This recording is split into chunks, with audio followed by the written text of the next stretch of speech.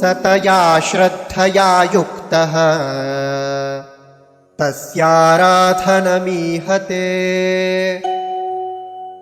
लभते च ततः कामान् मयैव विहितान् हितान्।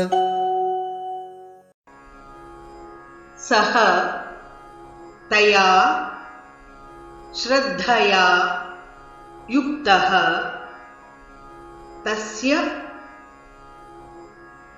आराधनम् ईहते लभते च ततः कामान् मया एव विहितान् हि तान्। सतया श्रद्धया युक्तः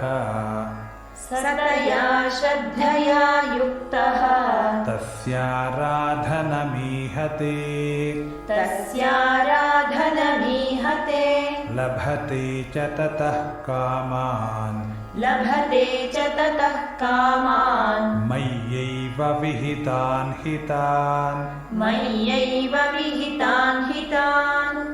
सतया श्रद्धया युक्तस्तस्याराधनमीहते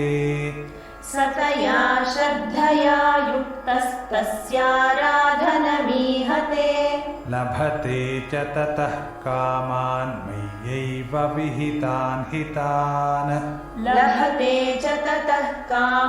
मय्यैव विहितान् हितान्। सतया श्रद्धया युक्तस्तस्याराधनमीहते लभते च ततः कामान् मय्यैव विहितान् हितान्। सतया श्रद्धया युक्तस्तस्याराधनमीहते लभते च ततः कामान् मय्यैव विहितान् हितान्।